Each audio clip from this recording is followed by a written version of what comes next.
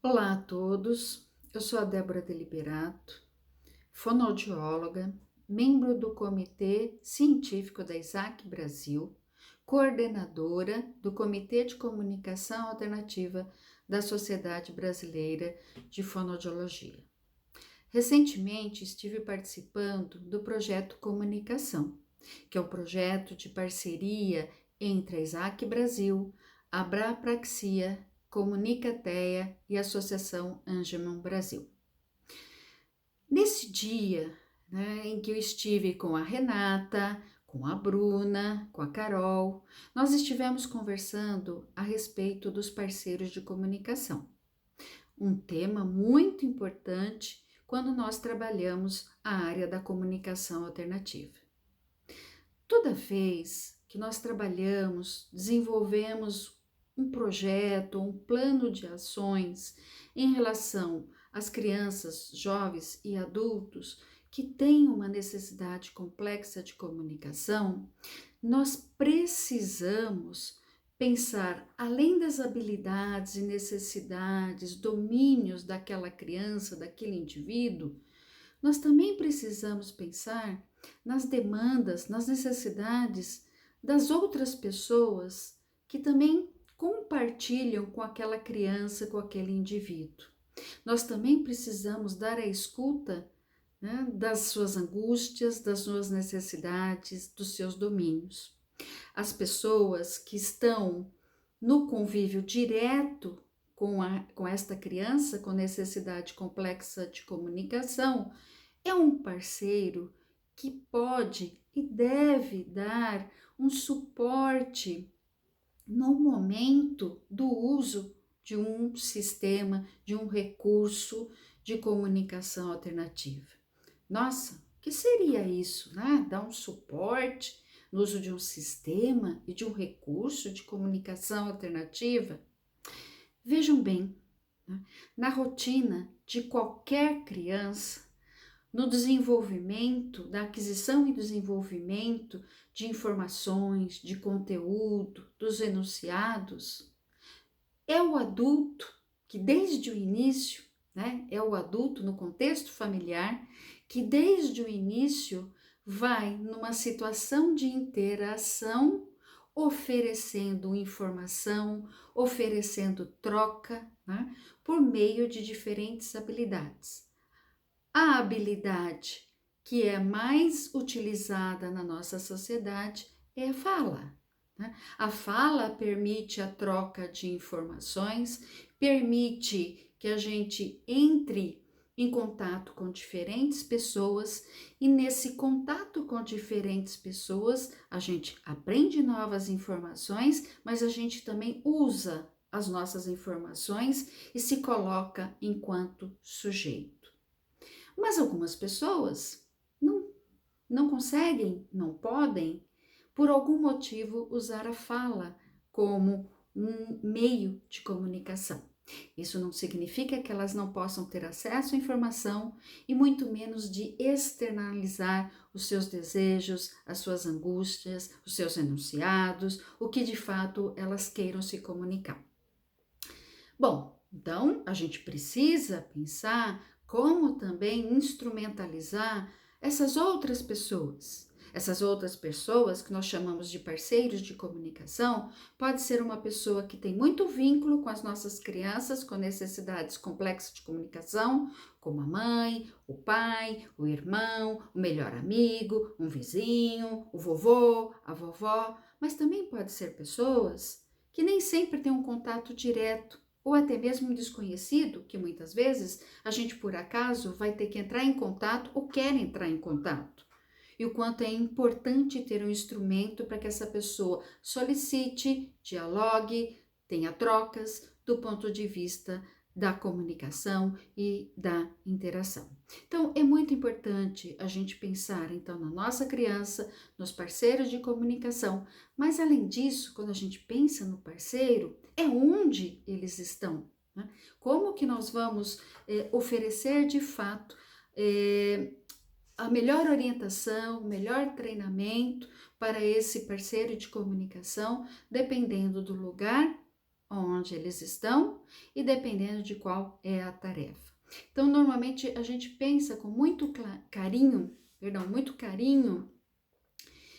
os momentos de avaliação, implementação de diferentes sistemas, né? Que pode estar no próprio corpo da criança ou fora do corpo, pode ser sem apoio ou com apoio. Os instrumentos, os sistemas, quer sejam mais simples ou mais complexos, nos quais as crianças e os parceiros de comunicação possam aprender e usar nas situações de comunicação e interação. Eu posso usar o olhar, posso usar movimento de cabeça, posso usar movimentos de mãos, gestos, sinais manuais, posso usar um choro. Eu tenho diferentes habilidades no meu corpo, mas nem sempre elas são suficientes para eu poder colocar, enquanto indivíduo, para o outro, os meus sentimentos, meus desejos, os meus enunciados, os meus relatos. Então, a gente pode usar, sim, outros instrumentos, outros sistemas, como objetos, as figuras, fotografias e a própria escrita como um caminho de comunicação. Então, são importantíssimos a gente ter esses elementos para que a gente possa, de fato, instruir, dar conteúdo de como esse parceiro, essa outra pessoa pode oferecer um modelo, pode oferecer o suporte na situação natural. Que tipos de estratégias são importantes para que a gente possa usar um sistema que esteja num recurso, para que de fato eu ofereça um modelo mais adequado para aquela criança ou para aquele jovem ou adulto. É de fundamental importância que nesse processo de entender o que é a comunicação alternativa, aprender a usar e dar o modelo, ou seja, dar o suporte em diferentes situações, eu preciso trabalhar com diferentes pessoas, diferentes profissionais que me permitam cada vez mais ampliar as possibilidades de trocas, de interação do meu filho, do meu aluno, com necessidade complexa de comunicação.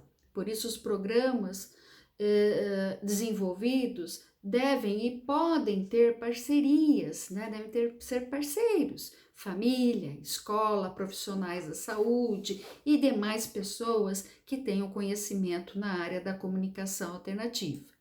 Nesse contexto de parcerias, em que eu tenho o fonoaudiólogo, o terapeuta ocupacional, o psicólogo, pessoas do serviço social, pessoas da área de letras, da área de linguística, engenheiro, designer, né? Então a gente tem uma série de profissionais que podem colaborar e nos permitir a pensar em planejamentos e metas de curto, médio a longo prazo para ensinar sistemas. Quando a gente pensa num sistema visual, né, em que nós vamos usar uma via, um caminho visual, além de outros caminhos que estão junto, né, com o estímulo visual. Nós não deixamos de ouvir a fala, nós não deixamos de sentir as outras sensações do meio para aprender conteúdo, para ter acesso à informação.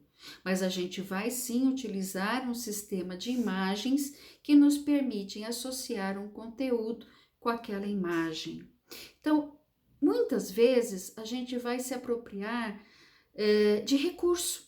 Onde vão estar as imagens? As imagens podem estar em recursos de baixa ou alta tecnologia, ou muitas vezes em ambos. Uma mesma criança ou mesmo jovem pode usar um recurso de baixa e alta tecnologia, dependendo de onde ele está, com quem ele está, qual é a tarefa que ele vai fazer. Então, é muito importante a gente, por exemplo, ter um profissional da área da terapia ocupacional que muito nos ajuda a pensar a respeito do recurso, tamanho, forma, dimensão, se é baixa ou alta tecnologia, né? Assim como também da fisioterapia, a questão do posicionamento para o uso mais adequado daquele recurso nos diferentes hospitais, como em casa, na escola, em hospitais, né? A gente tem que pensar que aquele recurso que tem as imagens visuais, ele vai permitir acesso a novas informações e as informações que aquela criança já tem.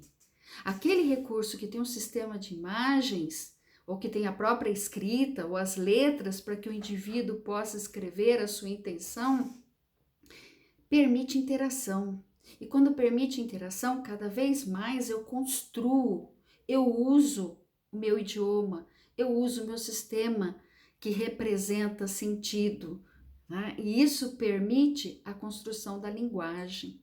E falar na construção da linguagem é falar da responsabilidade do fonoaudiólogo, que precisa estar ensinando a criança, o jovem, adulto a se apropriar de um sistema pictográfico, mas que precisa cuidar do interlocutor, precisa cuidar do parceiro de comunicação na escola, na família, na sua rotina, nas questões sociais. É preciso pensar como aquele instrumento vai, dentro da equipe, garantir aquele suporte mais adequado possível, ou seja, o modelo oferecido por diferentes caminhos, por diferentes estratégias, para que as pessoas possam ter a entrada de informação, conseguir pensar, elaborar e aí sim usar com propriedade todo o conteúdo que está sendo colocado. Então, em função disso, nós trabalhamos muito com as estratégias, né? As estratégias da escola, as estratégias na rotina da família, né? Programas específicos, o quanto isso é importante para cada vez mais nós possamos instrumentalizar parceiros de comunicação que tenham maior engajamento dentro desse contexto das linguagens alternativas e que possam, de uma maneira, oferecer as oportunidades contextualizadas e com função para todas as nossas crianças.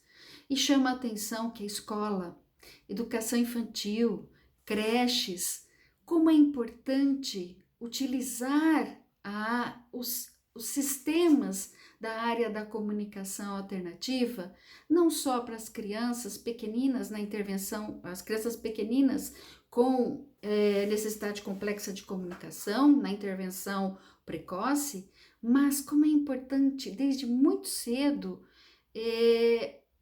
passar para todas as outras crianças que são potenciais em futuros modelos, futuros parceiros, futuros interlocutores. Então, hoje a gente tem usado, né, os sistemas nos contos e recontos de histórias, nas brincadeiras, nos jogos, permitindo que todos tenham acesso a conhecer e a usar as linguagens alternativas. A comunicação é um direito para todos, né? Então, ressalto a importância do projeto comunicação, o projeto de parcerias que vai colaborar nas ações, não só para com os parceiros de comunicação, mas para com todos os outros que precisam usar e conhecer a comunicação alternativa. Estamos à disposição a responder a qualquer questionamento ou pergunta. Agradeço mais uma vez a possibilidade de ter participado desta conversa.